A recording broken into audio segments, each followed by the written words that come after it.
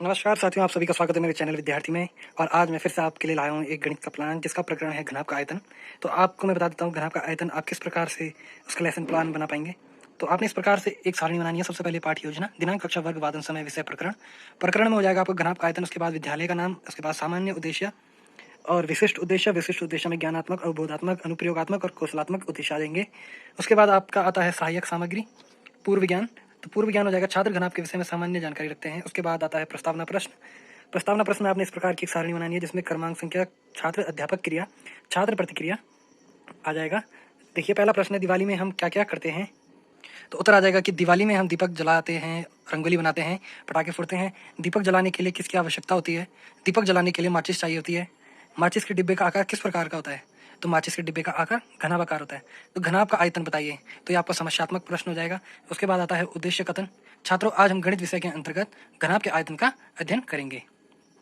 इसके बाद आपकी अगले पेज में इस प्रकार से एक सारणी आ जाएगी जिसमें क्रम, संख्या, शिक्षण बिंदु, अपेक्षित व्यवहार परिवर्तन, शिक्षण अधिगम, छात्र अध्यापक क्रिया, परिस्थितियां, छात्र प्रतिक्रिया, शिक्षण विधि और मूल्यांकन आ जाएगा। तो आप पहला शिक्षण बिंदु है घनाभ का आयतन। तो आपने विकासात्मक प्रश्न बनाने हैं कि घनाभ की कितनी विमाएं होती है।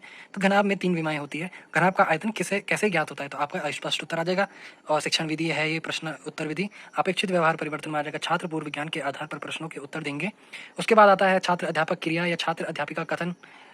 ये हो जाएगा आपका, यदि घनाभ की लंबाई L, चौड़ाई B, ऊंचाई h द्वारा प्रदर्शित की जाए तो घनाभ का आयतन और ऊंचाई के गुणनफल आधार के क्षेत्रफल के बराबर होता है। तो इस प्रकार से आप लिख देंगे घनाभ का आयतन आधार का क्षेत्रफल गुणा गया ऊंचाई। तो आप इस पर घनाभ के आयतन का सूत्र आ जाएगा L into B into H. तो मात्रक होता है इसका घन इकाई।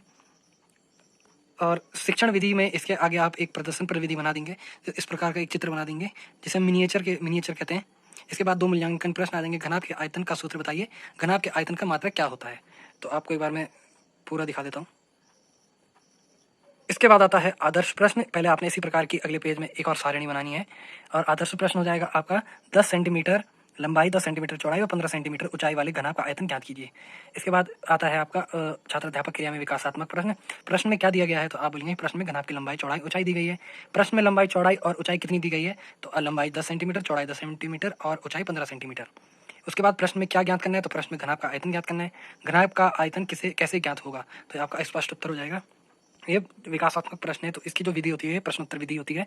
इसके बाद छात्र अध्यापक या छात्र अध्यापिका कथन। घनाभ का आयतन आधार का क्षेत्रफल गुणा गया ऊंचाई L into B into H. तो लंबाई थी 25, चौड़ाई थी 10 और ऊंचाई थी 10। तो ये हो जाएगा 1500 सेंटीमीटर क्यूब। तो घनाभ का आयतन 1500 सेंटीमीटर क्यूब। इसके आगे आप अपेक्षित व्यवहार परिवर्तन में लिख देंगे छात्र घनाभ से संबंधित प्रश्नों को हल कर सकेगा। संश्लेषण विधि और 2 मूल्यांकन प्रश्न आप डाल सकते हैं। इसके बाद अगले पेज में आता है आपका श्यामपट सार। तो श्यामपट सार में मैंने आपको पहले बताया कि मूल्यांकन प्रश्न लिखे जाते हैं। तो आप इस प्रकार की उसमें भी एक सारणी बनाएंगे और उसमें मूल्यांकन प्रश्न आप उतार देंगे। उसके बाद लिखित एवं निरीक्षण कार्य। छात्र अध्यापिका छात्रों को श्यामपट सार उतारने का निर्देश देकर स्वयं कक्षा का निरीक्षण करिए। तो इसके बाद गृह कार्य। गृह कार्य में 3 प्रकार के प्रश्न बनते हैं, लघु उत्तरीय प्रश्न, अति लघु उत्तरीय प्रश्न और दीर्घ उत्तरीय प्रश्न। संदर्भ पुस्तकें अंत में। ऐसी और वीडियो देखने के लिए आप मेरे चैनल को सब्सक्राइब करें। Thank you.